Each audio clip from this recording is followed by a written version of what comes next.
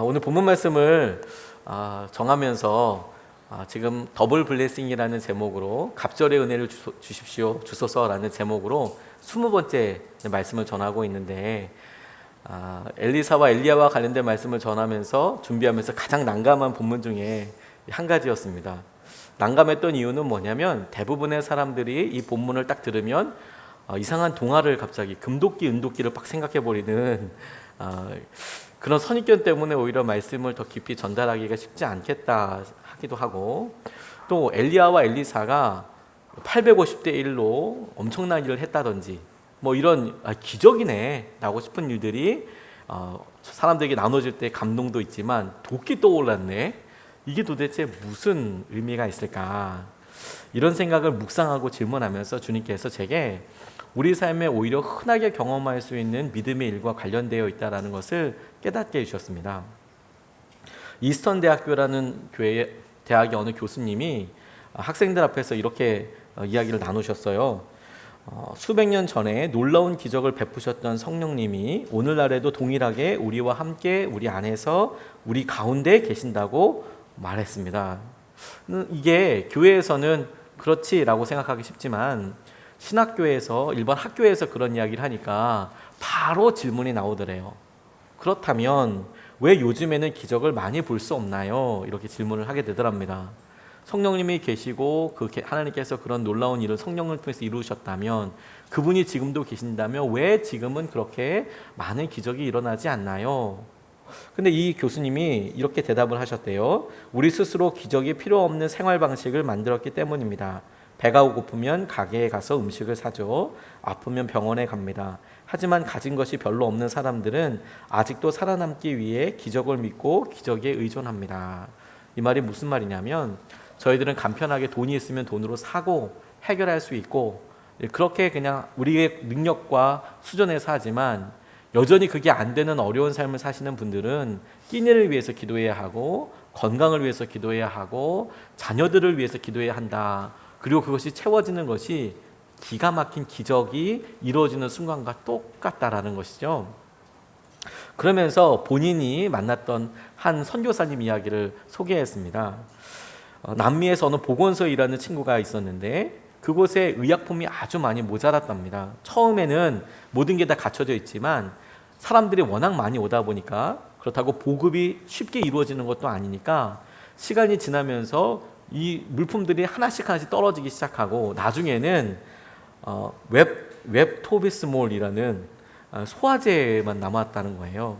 소화제 일종만 한 가지만 종류가 남고 나머지 뭐 진통제부터 시작해서 모든 것들이 싹 다 사라져 버리게 되는, 다 떨어지게 되는 그런 일이 있었습니다. 근데 그래도 이 찾아오는 사람들은 우리에게 뭔가 약을 주십시오, 뭔가 이거 지금 뭐 병원에서의 어떤 일을 해주십시오라고 이야기를 하니까 할 수 없이 선교사님들이 그 소화제를 처방해서 주었다라는 거예요.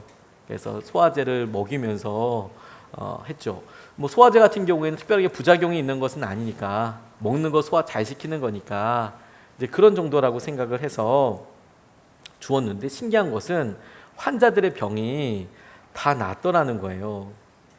환자들의 병에 온갖 증상이 있고 온갖 부상을 호소했는데 선교사님이 줄 수 있는 것은 웹토비스몰이라는 소화제밖에 줄 수가 없었는데도 환자들의 병에 차도가 있더라. 근데 이제 그러면 우리가 플레시보 효과도 있고 그렇게 나을 수 있다라고 생각을 하지만, 또 하나 흥미로운 것은 뭐냐면, 그런데 이 선교사님들이 진짜 기적이라고 생각했던 것이 또 다른 측면이 있는 거예요. 무슨 약을, 소화제를 나눠줬는데 어떤 증상이라도 낫더라. 신기하죠?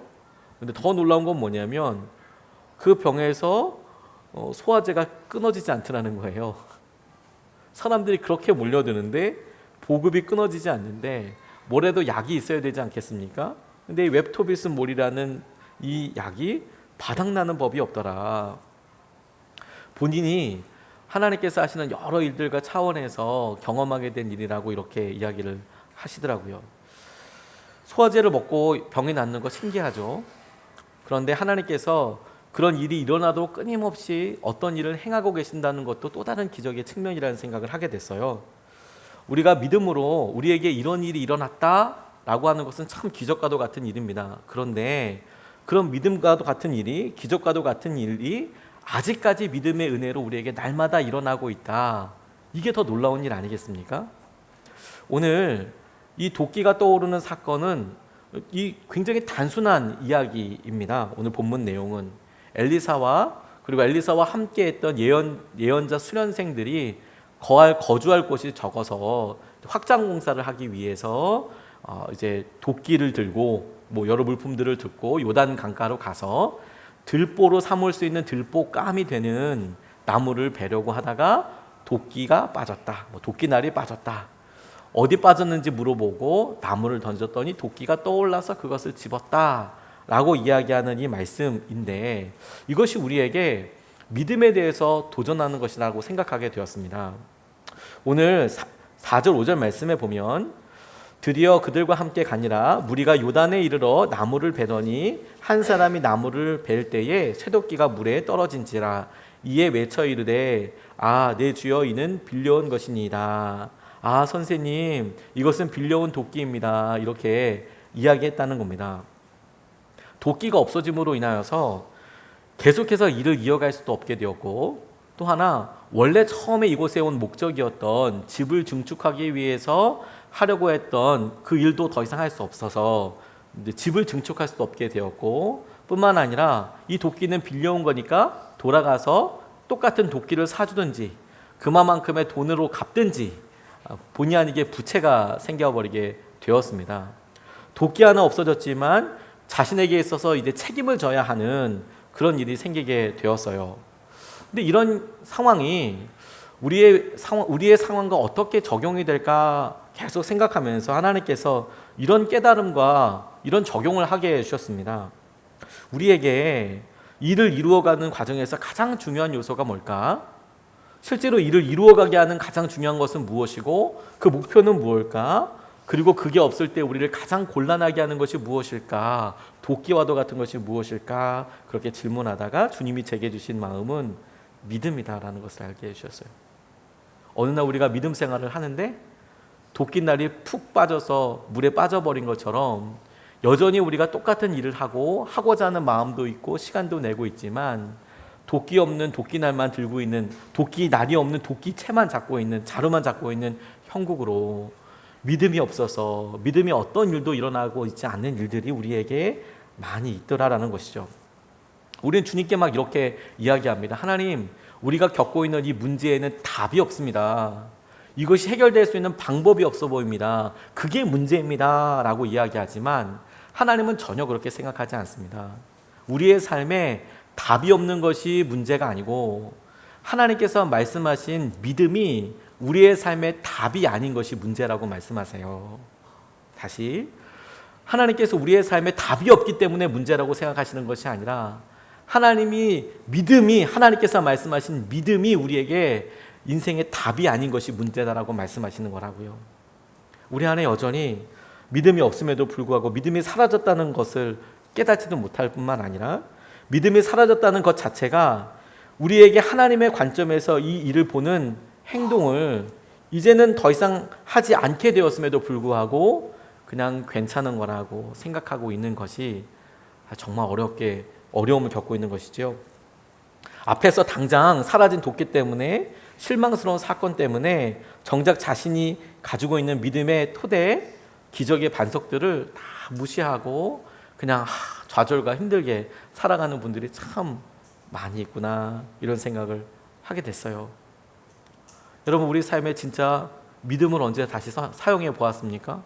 하나님께서 우리의 자녀들을, 우리의 직장을, 우리가 앞으로 나아가야 될 일이 믿음의 해결이 있다, 믿는 사람들에게 하나님께서 은혜가 있다라는 것을 우리가 붙잡고 언제 나아갔습니까? 그런데 우리는 이미 믿음의 토대 위에, 기적의 토대 위에 사실 살고 있어요. 이 시대를 봐도 그렇습니다. 오늘 엘리야와 엘리사가 살아가는 이 시대에 그냥 도끼를 잃어버려서 난감한 일을 당했다, 이렇게 이야기하는 이 시기는 하나님께서 놀라운 기적으로 당신께서 이스라엘 사람들과 함께하고 계신다는 것을 보여주시던 시대였습니다. 엘리야와 엘리사를 통해서 말이죠. 그냥 우리는 잘 간과하기, 빼놓기 쉬운 생각이 뭐냐면 이 시대 상황을 자꾸 잊어버립니다. 북이스라엘에 아주 소문난 악한 왕, 우상 숭배로 아주 소문난 왕이라고 한다면 여럿이 있겠지만 그 중에서도 꼽히는 사람은 아합이라는 왕이 있었고, 그리고 소문난 악한 왕녀, 왕비를 친다면 그 중에서도 이세벨을 들 수 있는데, 이 아합과 이세벨의 세대의 시기에 엘리야가 활동하고 있었고 엘리사가 엘리야의 제자로 들어가게 되는 일이 있었습니다. 아합의 아들들도 뭐 대동소이하게 악하기로는 아주 뭐 앞을 다툴 정도로 악하고 우상 숭배에 매진했던 사람들인데, 그때에 엘리사가 활동하고 있었다는 것이죠. 이상하지 않습니까? 다윗의 시대나 혹은 우시아와 같이, 혹은 뭐 여호사밧과 같이 하나님을 믿고 따르려고 하는 사람들, 그 사람 옆에 하나님의 말씀을 말씀해 주시는 능력의 선지자들이 있어야 될 것 같은데, 실제로 하나님은 가장 악하다고 생각하는, 가장 암흑기라고 생각하는 그 시대에 엘리야와 같은 능력의 하나님의 선지자를 이렇게 포석해 두시고 엘리사와 같은 사람을 연달아서 사역하게 해주셔서 하나님께서 여전히 말씀하고 계신다는 것을, 하나님이 함께하고 계신다는 것을 알게 하고 계신다는 것이죠. 또 하나 오늘 본문에서 놀라운 것은 무엇이냐면 그들이 행하고 있는 일의 이유입니다. 이게 무슨 말이냐면 예언자의 수련생들이 있었다라고 말씀하고 있는 거예요. 이것이 남유다에 있다라고 하면 이해가 돼요. 남유다에는 예루살렘 성전도 있고, 그리고 거기에 예수님을 믿고자 하는 하나님을 믿고자 하는 레위 사람들도 많이 있었지 않습니까?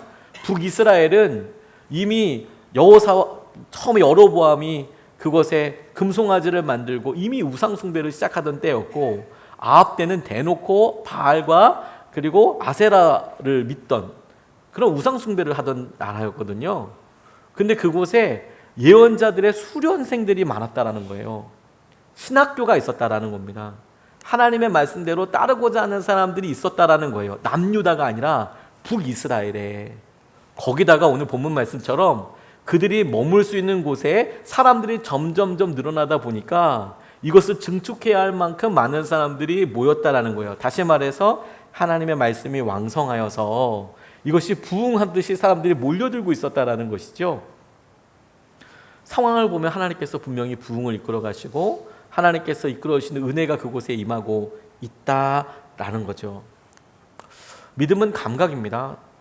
우리의 삶에 일어나고 있는 여러 일들을 믿음으로 알아차리게 되는 그런 감각이에요. 그래서 어느 순간에 그것을 사용하기를 그만두면 다시 익숙해질 때까지 약간의 시간과 훈련이 필요하죠.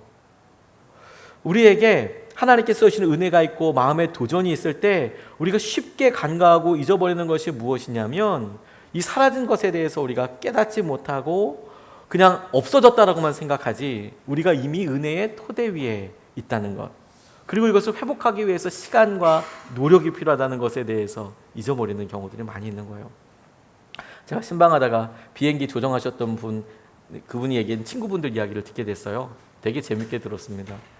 은퇴하고 나니까 약간의 시간의 차이가 있지만 항공사들이 생기게 돼서 이 친구분들이 항공사에 취직을 하게 되었답니다. 경력으로 본다면 뭐 최고 아니겠습니까? 평생을 비행기 조정을 하셨으니까 경력으로 본다면 뭐 그런 분들보다 더 좋은 경력은 있을 수가 없겠죠. 그리고 또 시간이 지나고 나니까 저가 항공사가 이렇게 막 생기더래요. 그래서 어찌어찌 하다 보니까 본인의 몸만 좀 튼실하면 한 65살 정도까지 그렇게 비행기를 운전하실 수 있는 그런 기회가 열리더랍니다. 그런데 이 건강에 되게 중요하기 때문에 정규직은 아니고 1년씩 연장해가는 계약직 형태로 본인의 건강이나 시력이나 이런 것들만 괜찮으면 한 65세까지도 일할 수 있는 그런 길이 열리더라는 거예요.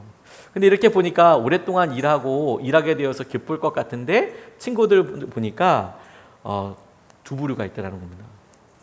본인이 잘 평소 때도 몰아왔던 기종의 비행기를 그렇게 운행하시는 분들은 아무 문제가 없대요. 너무 편하답니다. 그냥 그대로 하면 되니까. 그런데 기술이 발전하고 기종도 바뀌지 않겠습니까? 심지어 자기가 몰던 것은 큰 기종인데 작은 기종을 몰 수도 있지 않겠습니까? 그러면 그 기종에 적응하는데 엄청난 훈련을 처음부터 다시 해야 한다는 거예요. 근데 그게 너무너무 힘들더래요. 그래서 이걸 내가 이 나이에 해야 되나 싶을 정도로 엄청나게 힘들게 다시 해야 한다고 이야기를 하시더라고요.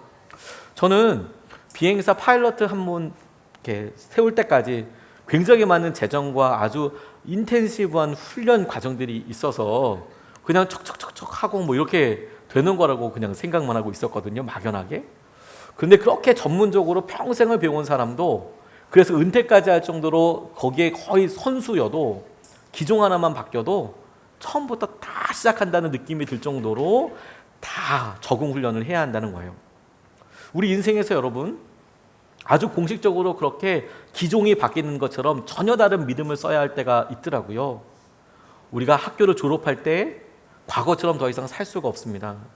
우리가 결혼을 해도 과거의 믿음으로 똑같이 살 수 없습니다. 우리가 자녀만 한 명 생겨도 똑같이 생길 수 없습니다. 똑같이 믿을 수 없습니다. 이직을 한번 해도 전에 있던 곳에서 가졌던 믿음으로 지금 똑같은 믿음이라고 할 수 없습니다. 창업을 하면 아예 날마다 새로운 믿음을 그냥 그렇게 써야 합니다.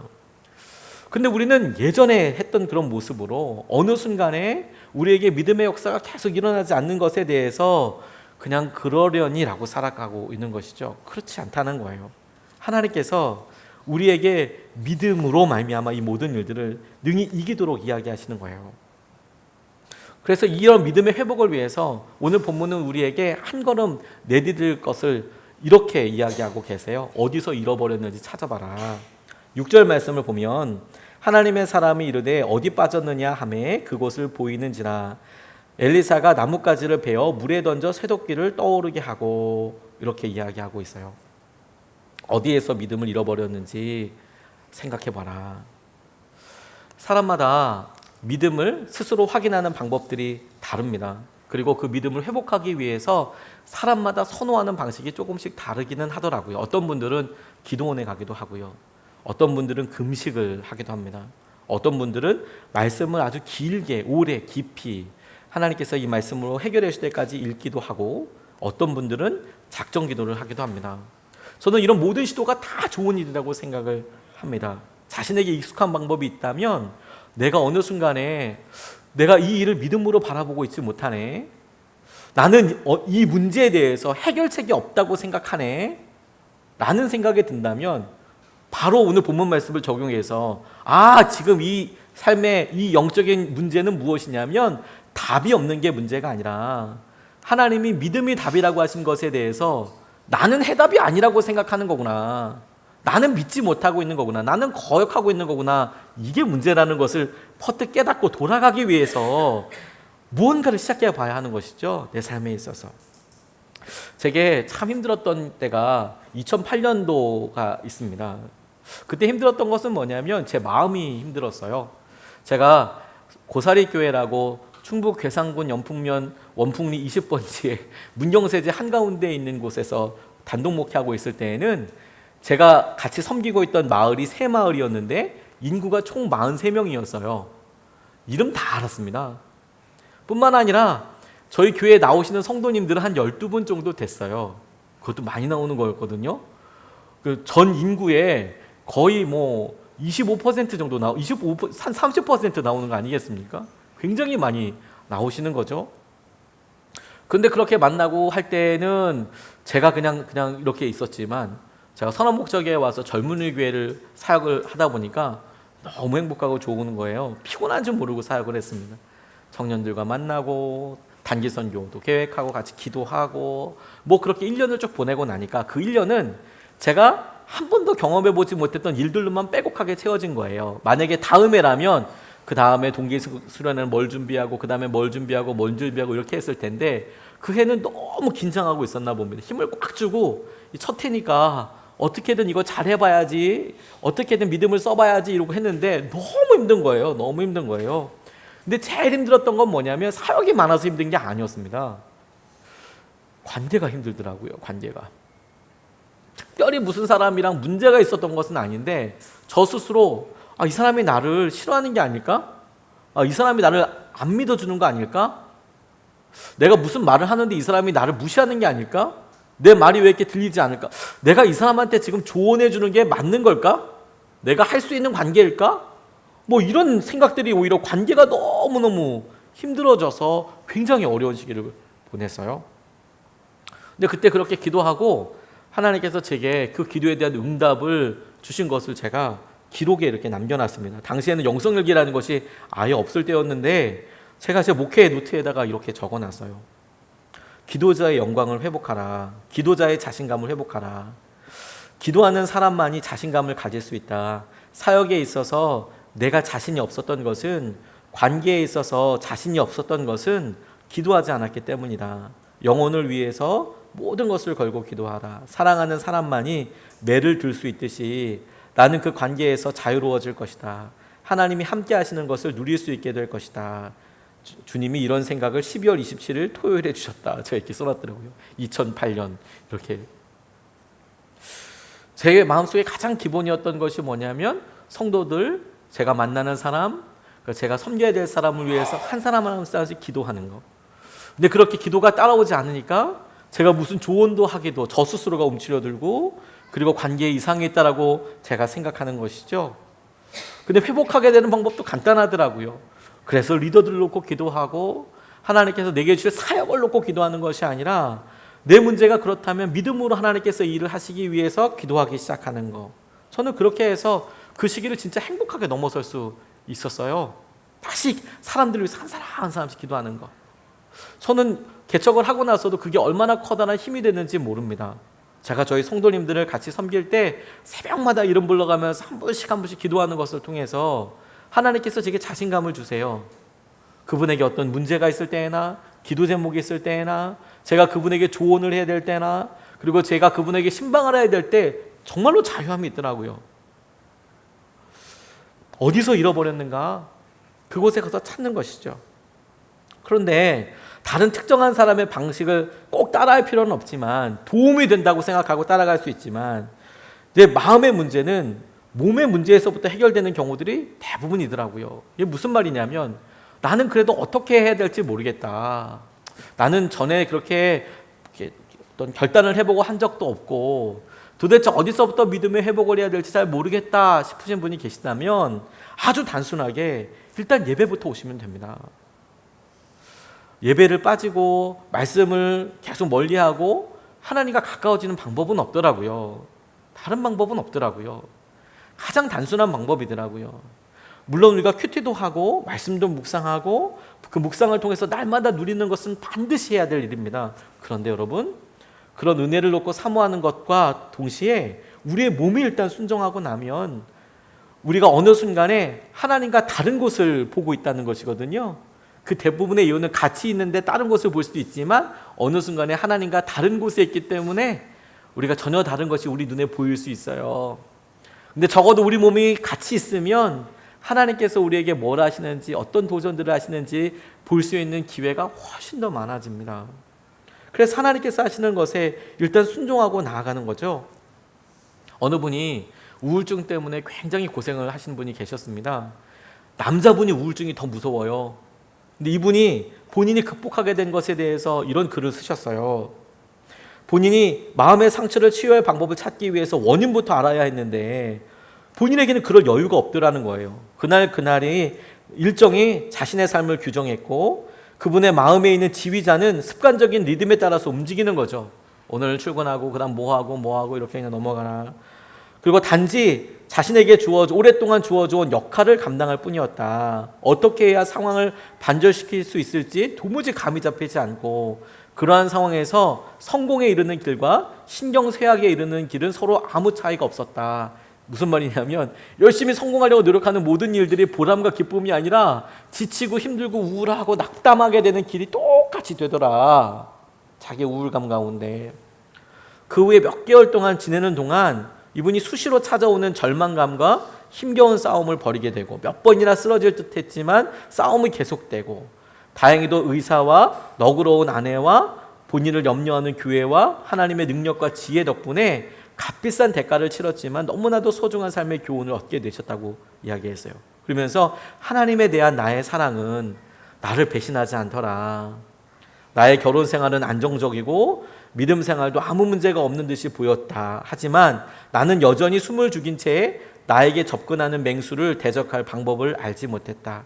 그 맹수는 때로는 뒤에서 느닷없이 덮쳐오기도 하고 또 때로는 목 근처에서 숨결을 느낄 수 있을 만큼 가까이 접근하기도 했다. 그게 두려움이고 우울감이고 순간 훅 드는 생각으로 내게 있게 되게 되죠.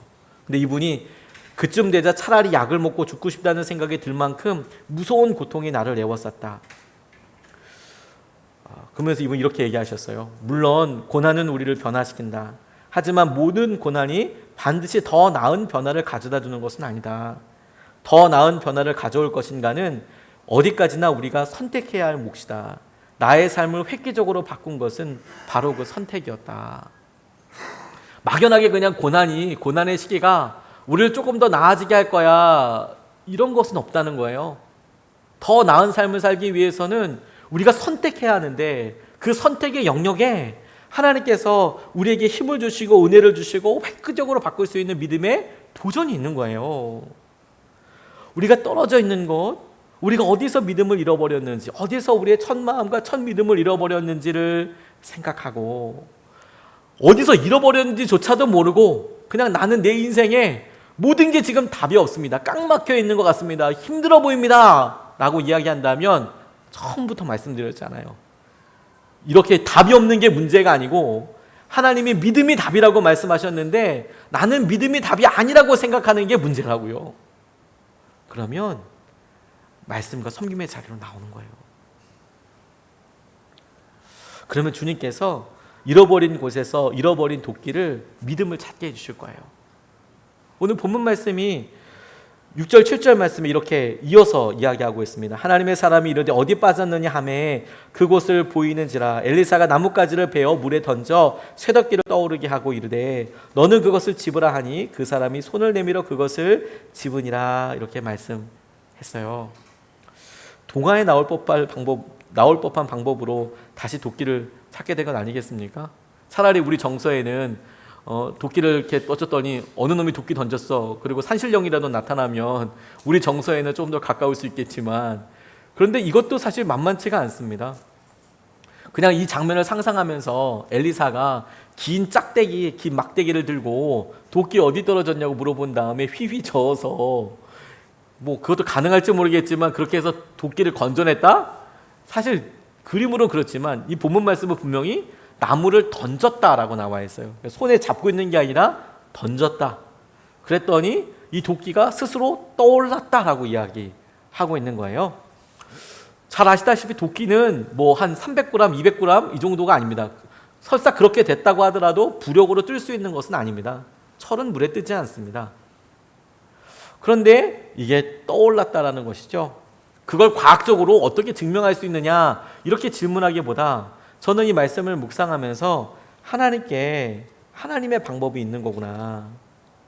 하나님께는 하나님의 방법이 있는데 하나님께서 이끌어가 주시는데, 그래서 이 떠오른 것이 떠올랐다는 자체의 의미보다 이것이 이 이야기를 통해서 갖게 되는 의미가 훨씬 더 중요하다는 생각을 하게 됐어요. 무슨 말이냐면, 이제 도끼가 떠올랐으니까 그 도끼로 들보로 삼을 수 있는, 그 깜이 될 수 있는 목재를 이제 만들 수 있고 집도 지을 수 있게 됐고 그렇게 될 텐데, 그러면 이게 물에 빠졌다가 올라오는 것과 그냥 짓는 것과 무슨 차이가 있을까 하는 질문을 해보게 된 거예요. 그게 이것을 기적이라고 이야기할 수 있을 만한, 갑절의 은혜구나라고 이해할 수 있을 법한 중요한 키가 되겠다라고 생각하게 됐습니다. 저는 그게 주님께서 우리 사이에 주신 의미이고 흔적이라고 깨닫게 됐어요. 보통 사람들은 여러분, 자기의 능력대로 자기가 할 수 있는 일을 다 할 수 있습니다. 오늘 아마 이 도끼가 빠지지 않았으면 이 사람들은 아주 일반적인 방법으로 생각했을 거예요. 이렇게 하나님께서 부흥을 주시고 사람들이 몰려오고, 그러니까 거처를 더 지어야 될 거고, 도끼가 없으니까 도끼를 빌려서 들보감이 되는 나무들을 몇 개 얼기얼기 가져서 엮어서 또 지붕으로 삼을 수 있는 것, 벽으로 삼을 수 있는 것을 만들어서 한다. 여기에 그냥 자기들이 다 자기 능력으로 할 수 있어요. 일도 그냥 자기가 다 할 수 있는 거예요. 다 알아서 할 수 있죠.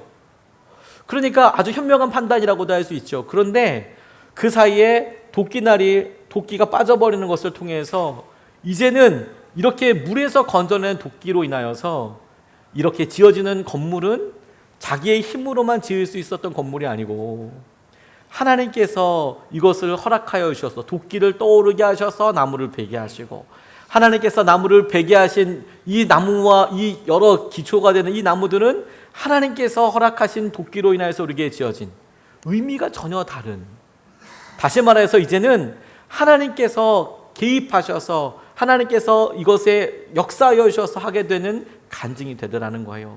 그야말로 made in heaven이 되는 거죠. 하나님께서 그 일에 의미와 간증으로 함께 해주시는 것이죠. 우리가 우리 스스로 할 수 있다고 생각하는 일들이 참 많이 있습니다. 심지어 우리가 믿음 생활을 하고 은혜 가운데 살다고 하는데, 근데 그 순간이 다른 사람들은 다 편히 그냥 순적하게 가는 것 같은데 왜 나는 이렇게 도끼가 빠지는 것 같이 갑자기 낙담하게 되고 어려움이 되는 일들이 생길까? 그러면 실패인가? 그럼 믿음이 그냥 끝난 건가가 아니고, 그 일을 통해서 하나님께서는 우리의 삶에 하나님과 떨어뜨려야 떨어뜨릴 수 없는 중요한 의미를 함께 주시는 것이죠. 떨어뜨려야 떨어뜨릴 수 없는 하나님께서 개입하시고 일을 이루셨다라는 의미를 우리에게 더하여 주시는 거예요. 일본에 와비사비라는 것이 있습니다. 뭔가 의도적인 불완전성에서 아름다움을 찾는 일본의 예술 형식입니다.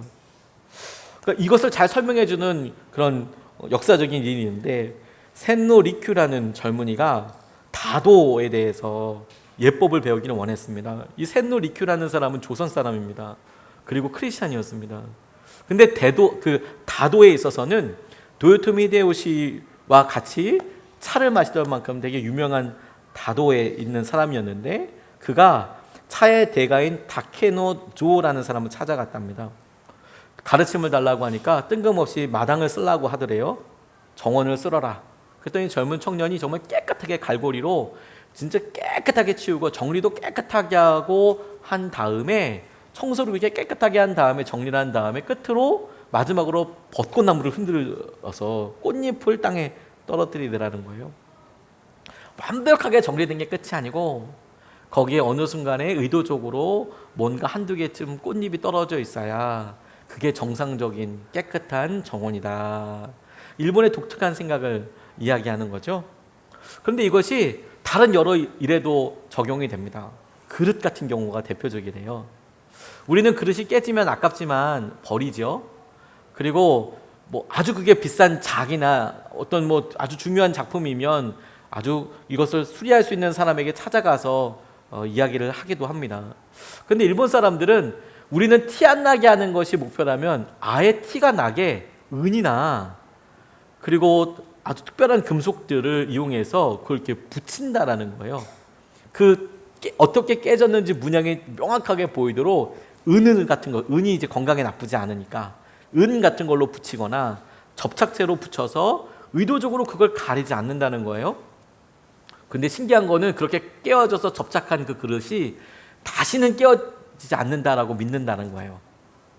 그리고 가격도 더 비싼 경우들이 있다는 거예요. 그래서 저는 좋은 음식점은 가보지 않았지만 실제로 일본의 좋은 음식점에 가면, 오래된 음식점에 가면 그렇게 깨어진, 그러나 붙여진 그런 것들이 아주 고급 음식이 이렇게 담겨져서 나오는 일들이 있더라는 거예요. 와비사비라고요. 우리의 삶이 그냥 이대로라도 완성이 될 것 같고요.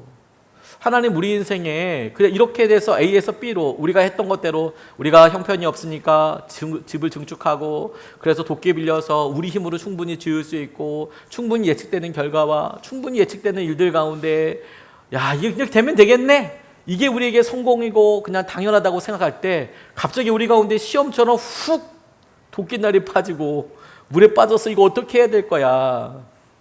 그럴 때 여러분, 하나님께서는 우리의 믿음의 상황과 여러 일들을 made in heaven, 하나님께서 개입하셔서 만든 거야.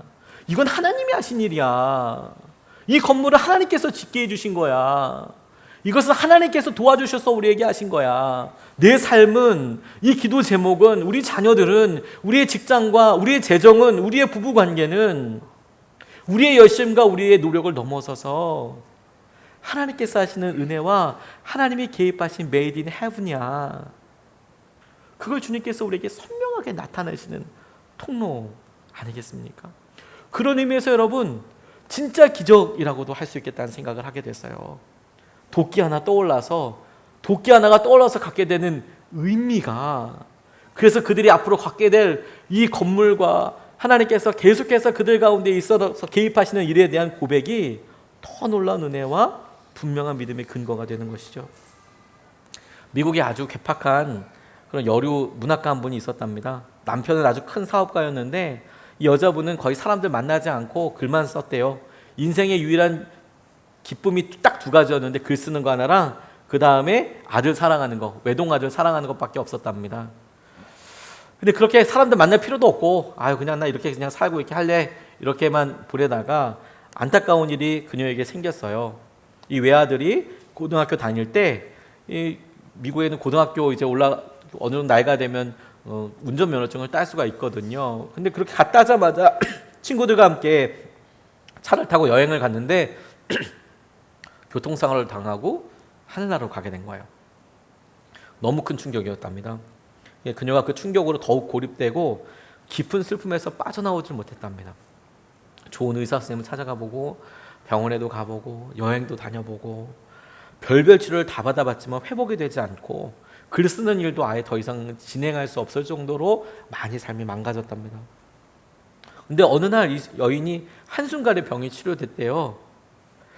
그 이유를 가만 보니까 그 이유가 뭐였냐면 자기 아들과 같이 자동차를 타고 여행을 하다가 죽은 친구가 있었는데 그 죽은 친구의 어머니를 만났기 때문에 마음이 치유가 됐다는 거예요.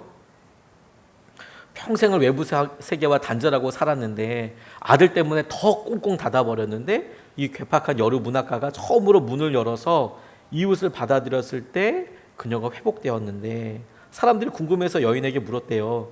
그 죽은 친구의 그 어머니가 무슨 말을 했기에 갑자기 당신이 다시 일어설 수 있었습니까? 근데 그녀가 이렇게 대답했답니다. 그분은 아무 말도 하지 않았습니다. 단지 그냥 나를 끌어안고 울더라고요. 나도 같이 울었습니다. 그리고 회복되었습니다. 똑같이 아들 잃고 아픔 있는 사람이 내가 안았더니 눈물과 함께 회복이 되더라. 우리는 우리 삶에 이런 일이 왜 일어났을까? 그게 작은 일이든 커다란 일이든 우리를 당황하게 하는 여러 일들이 우리 앞에 있습니다. 그래서 주저하고 머뭇거리기도 합니다. 근데 하나님께서는 오히려 그 일을 통해서 우리를 완전한 존재, 하나님께서 보시기에 지극히 아름다운 그릇으로 바꾸실 거예요. 하나님께서 놀라운 간증을 우리에게 주실 거예요. 우리에게 놀라운 스토리를 주실 것입니다. 하나님께서 우리에게 함께 하셨기 때문에 우리의 삶은 어느 순간에 하나님을 빼고 나면은 아무 말도 되지 않는 그런 존재가 될 것이고 사람이 될 거예요. 그런 가정이 될 겁니다. 하나님을 향하여서 우리가 우리의 마음의 믿음을 그렇게 쓰고 나아가야겠다. 그렇게 주님께서 우리에게 도전하신다고 생각하게 되었습니다. 이 말씀을 계속 준비하면서 이거 같이 고백했으면 좋겠다라는 찬양 한 곡이 제게 계속 있었어요. 의인은 믿음으로 살리라고 우리가 알고 있죠. 세상에 너무 흔들립니다. 근데 우리도 같이 흔들려요. 그럴 수 있습니까, 여러분? 다시 한번 여러분. 우리에게 진짜 문제는 해결책이 없기 때문에 문제가 아니고요. 하나님께서 말씀하신 믿음이 해결책이 아니라고 생각하기 때문에 문제인 거예요. 하나님 우리에게 믿음이라는 해결을 주셨고요. 믿는 사람들에게 하나님께서 은혜가 있을 것이다라고 말씀해 주셨어요. 오늘 우리 같이 찬양하면서 하나님께서 우리에게 주신 이 믿음의 도전을 우리가 한번 시작해 보고 싶습니다. 하나님께서 믿음 가운데 우리 가운데 이루어 주시고 이끌어 주시는 것을 우리가 보게 하여 주십시오. 우리가 찬양으로 고백하고 같이 기도하겠습니다.